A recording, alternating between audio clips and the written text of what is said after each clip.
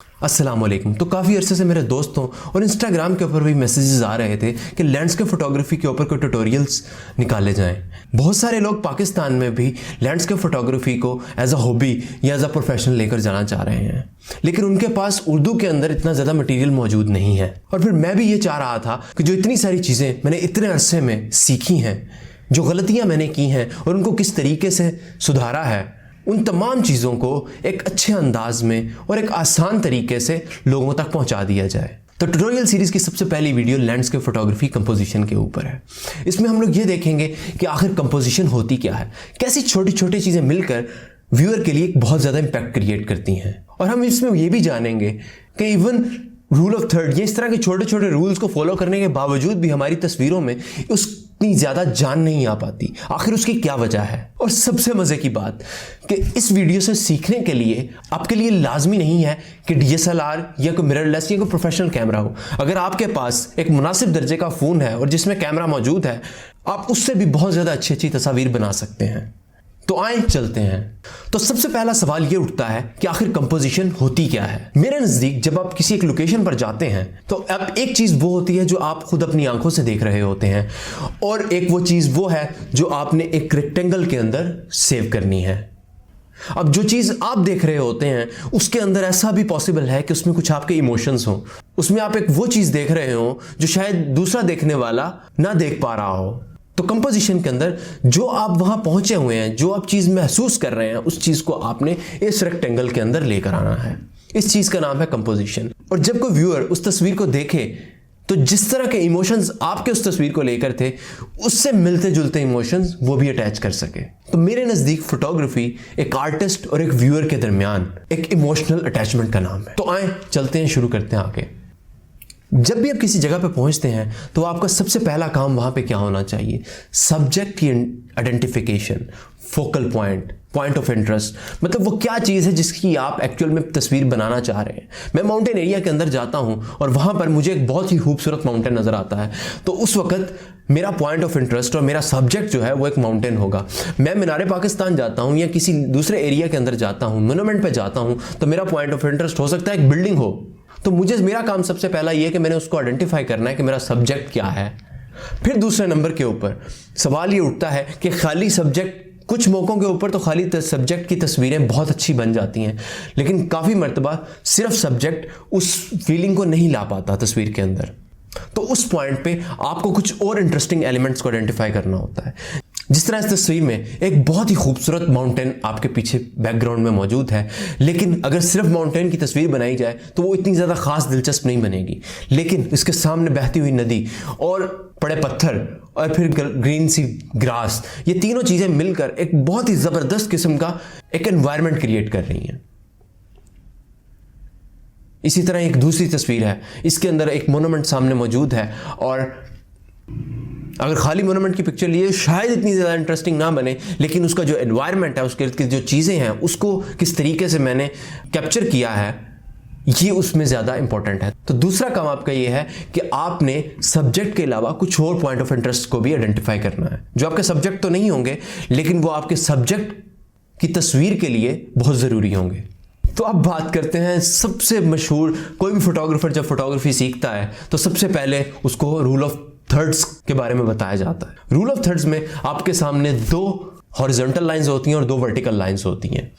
Lines को आप दो जगहों पे इस्तेमाल करते हैं। एक आप इस तरीके से इस्तेमाल करते हैं कि आप जहां पे आपके तस्वीरों के अंदर या आपके व्यू के अंदर किसी चीज़ की सेपरेशन आ रही है, जिस तरह होराइजन्स के ऊपर एक सेपरेशन क्रिएट होती है या पहाड़ों के अंदर एक पहाड़ और आसमान के अंदर सेपरेशन क्रिएट होती है, आप उस चीज़ को इन लाइंस के ऊपर लेकर आते हैं। दूसरे नंबर के ऊपर जो आपके पॉइंट ऑफ इंटरेस्ट या आपका सब्जेक्ट होते हैं, आपने इन चार पॉइंट्स जहां पे ये इंटरसेक्ट कर रही हैं लाइंस, वहां पे इन दोनों को प्लेस करना है। अब सवाल ये उठता है कि आखिर इसकी वजह क्या है कि रूल ऑफ थर्ड्स के ऊपर जब हम तस्वीर रखते हैं तो वो आम तस्वीर से ज़्यादा अच्छी कैसे बन जाती हैं। अभी मैं आपको दिखाता हूँ। अगर इस तस्वीर को मैं थोड़ा सा राइट और लेफ्ट मूव करता हूँ तो इसका जितना पहले इंप्रेशन अच्छा आ रहा था इमेज का, उससे कम हो चुका है। अब मेरा इंटरेस्ट शायद उस पड़े हुए हट की तरफ नहीं जा रहा, और शायद मेरा ब्रेन भी जो है वो एक इस तस्वीर को एक इम्बैलेंस पिक्चर अज्यूम कर रहा है। जब भी हम फोटोग्राफी की बात करते हैं, सबसे इंटरेस्टिंग चीज़ जो सबसे ज़रूरी चीज़ होती है वो होती है लाइट। अब लैंडस्केप फोटोग्राफी में अच्छी लाइट क्या होती है इसके ऊपर हम देखेंगे।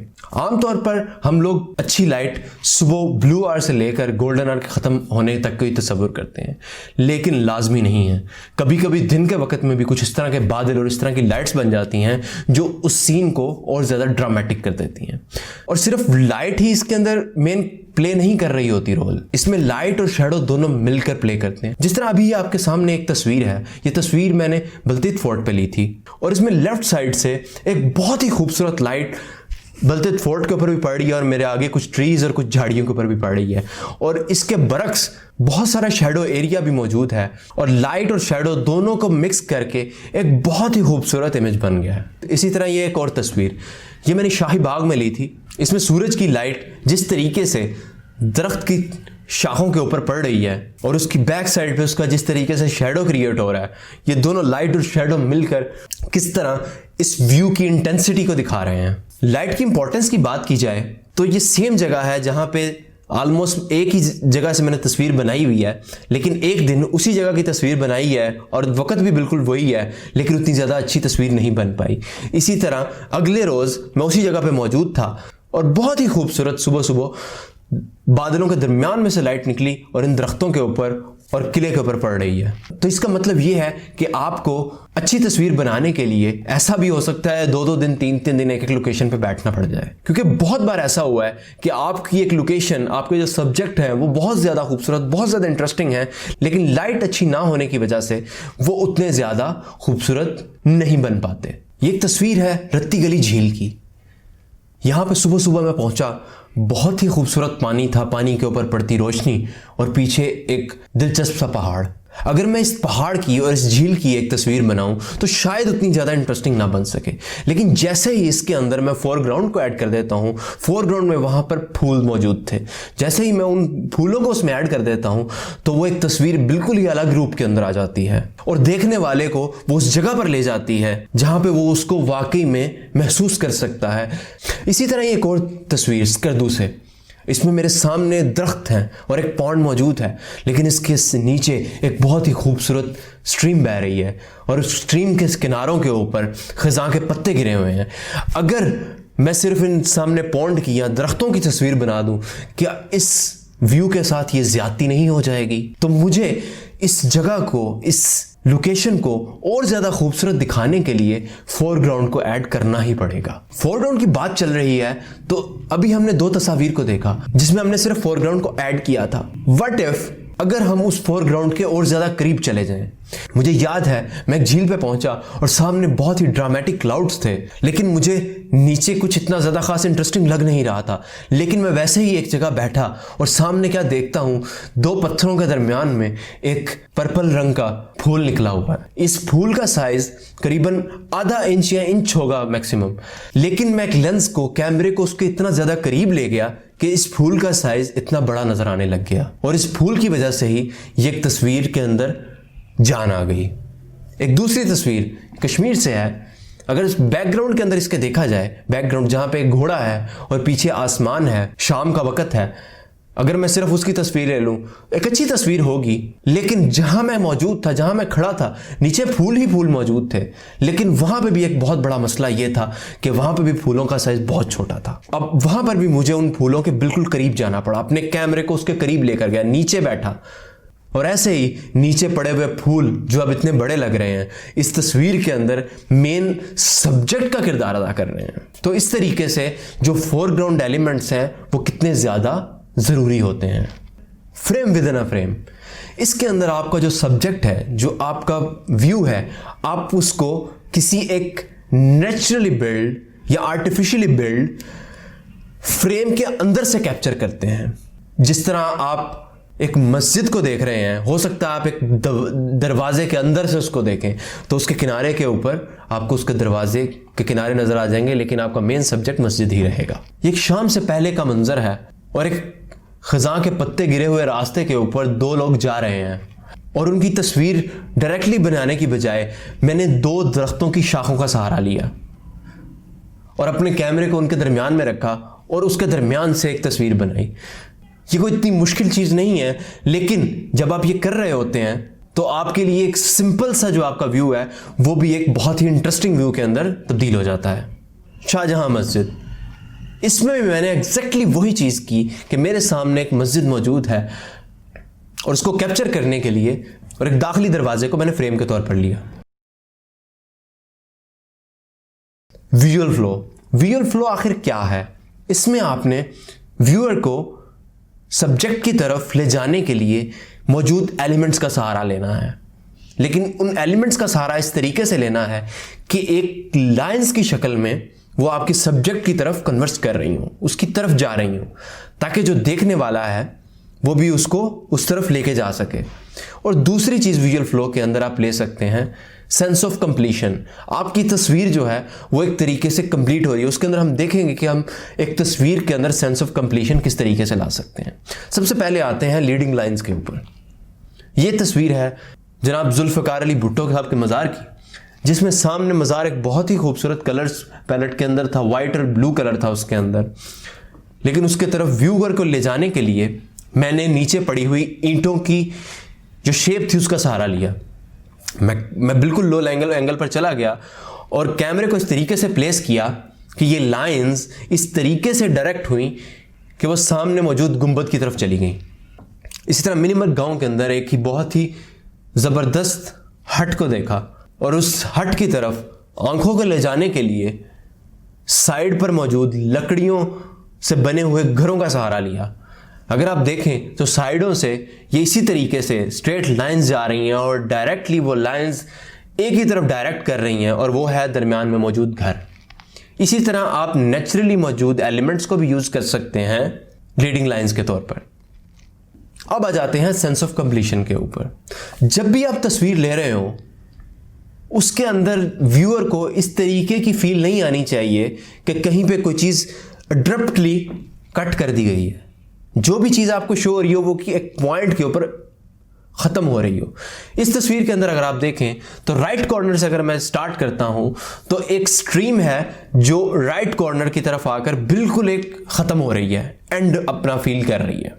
इसी तरह लेफ्ट कॉर्नर पे अगर आप टॉप पे देखें तो पहाड़ जो है वो भी एक कॉर्नर में आके अपने आप को एंड कर रहा है, and on the left bottom side जो ग्रास है वो भी एक कॉर्नर पे पड़ी हुई है।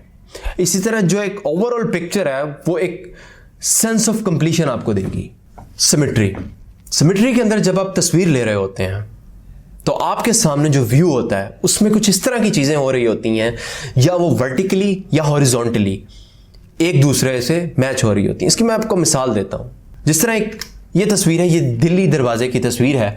इसको अगर वर्टिकली एक लाइन दरमियान में ड्रॉ कर दी जाए, आपकी राइट साइड और लेफ्ट साइड बिल्कुल सेम एक चीज को प्रेजेंट कर रही हैं, एक तरह से मिरर कर रही हैं। तो इस तरह के इफेक्ट को हम सिमेट्री के अंदर लेते हैं, और जब भी कोई चीज़ आपको नेचर में भी अगर कहीं सिमेट्री नज़र आ रही है तो वो उतनी ही ज़्यादा इंटरेस्टिंग और प्लीजिंग बन जाती है। जब भी आप झीलों पर जाते हैं तो वहाँ पे एक बहुत ही आसान सिमेट्री मौजूद होती है, और वो होती है उसकी रिफ्लेक्शन। अगर हम फ्रेम को हॉरिजॉन्टली डिवाइड कर लें वहाँ पर, जिस तरह मैंने इस झील के अंदर किया है, तो बिल्कुल एक सिमेट्री वजूद में आ जाती है जो कि तस्वीर खींचने को और ज़्यादा मज़ेदार बना देती है। लॉन्ग एक्सपोजर्स, अब तो मोबाइल फोन्स के अंदर भी लॉन्ग एक्सपोजर कैप्चर होना शुरू हो चुके हैं और बहुत अच्छे हो रहे हैं। लॉन्ग एक्सपोजर्स का हम इस्तेमाल अक्सर उस टाइम पे करते हैं जिस टाइम पे हम किसी चीज़ के अंदर मूवमेंट को दिखाना चाह रहे हो। मैं एक स्ट्रीम पे मौजूद हूँ और स्ट्रीम में बहते पानी को मैं दिखाना चाहता हूँ। मैं सड़कों पर मौजूद हूँ और मैं वहाँ की चलती हुई तेज़ ट्रैफिक को दिखाना चाहता हूँ। इसी एक मिसाल, ये लाहौर में खींची गई एक तस्वीर है जिसमें लाहौर की जिस तरीके से ट्रैफिक चल रही है उसको दिखाया गया है लॉन्ग एक्सपोजर के जरिए। और एक और पिक्चर जो कराची के मुबारक विलेज में ली गई थी, जिसमें पानी की आती हुई लहरें, जिसमें पानी की आती हुई वेव्स को कैप्चर किया। चाहता तो मैं इस मूवमेंट को बिल्कुल फ्रीज कर सकता था, लेकिन शायद पानी की वो मूवमेंट उतनी ज़्यादा इंटरेस्टिंग ना बन पाती। इसी वजह से मैंने उस पॉइंट पे थोड़ा सा लॉन्ग एक्सपोजर किया। अब हम बात करते हैं डेप्थ की। पोर्ट्रेट्स के अंदर तो हमने बहुत सारी शैलो डेप्थ ऑफ फील्ड के साथ तस्वीरें बनाई होंगी। अब तो मोबाइल फोन्स के अंदर पोर्ट्रेट का फीचर है जो बैकग्राउंड को ब्लर कर लेता है, लेकिन लैंडस्केप के अंदर भी शैलो डेप्थ ऑफ फील्ड बहुत ज़्यादा कारआमद काम आती है। शैलो डेप्थ ऑफ फील्ड हम उस वक्त इस्तेमाल करते हैं जब हम अपने व्यूअर की आंख को डायरेक्टली अपने सब्जेक्ट की तरफ लेके जाना चाह रहे हैं और दूसरे एरिया को हम डिफोकस कर देते हैं। दूसरा एरिया डिफोकस में चला जाता है तो ना चाहते हुए भी व्यूअर की आंख मुकम्मल तौर पर उस पहाड़ पर जाती है। इसी तरह एक तस्वीर है जो मैंने वादी गजर में ली थी। इसमें सामने एक बहुत ही खूबसूरत पहाड़ था। अब इर्द गिर्द की डिस्ट्रैक्शंस को ख़त्म करने के लिए मैंने यहाँ पर शैलो डेप्थ ऑफ फील्ड का इस्तेमाल किया और नीचे मौजूद जो झाड़ियाँ हैं उनको ब्लर में कर दिया है और मेरा फोकस उस पहाड़ की तरफ रहा है।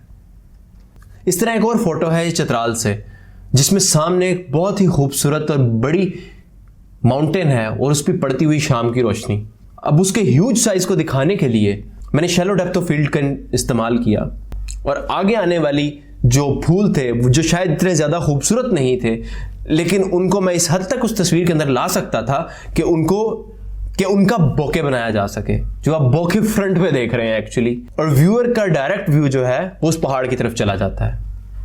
ये आपने वो चीज़ें सीख ली जो एक अच्छी तस्वीर बनाने में आपके काम आ सकती हैं।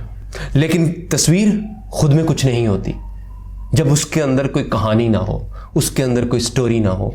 एक फोटोग्राफ इंटरेस्टिंग तब होती है जब उसके साथ आपके इमोशंस जुड़ जाते हैं।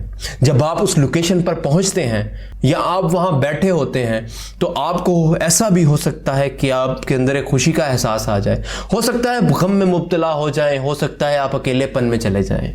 लेकिन जो अब आपकी खींची हुई तस्वीर है, उस जगह को आपने किस तरीके से दिखाना है, ये आपकी कहानी है और आपने उस जगह को अपनी कहानी को लेते हुए तस्वीर बनानी है। तो उस तस्वीर में आपके कुछ इमोशंस जुड़ जाएंगे और ऐसा भी हो सकता है कि जो देखने वाला शख्स हो वो भी उन्हीं इमोशंस को महसूस कर सकता हो, चाहे वो वैसे महसूस ना कर सकता हो लेकिन कुछ और इमोशंस को महसूस ज़रूर कर सकेगा। तो फिर इसी तरह इस सीरीज़ को फॉलो करते रहिएगा। हो सकता है कि आपको कुछ चीज़ें सीखने का मौका मिल जाए, हो सकता है कि आपके अंदर एक छुपा हुआ आर्टिस्ट बाहर आ जाए और हो सकता है कि मैं आपको किसी हद तक बेहतर फोटोग्राफर बनाने में कामयाब हो जाऊं।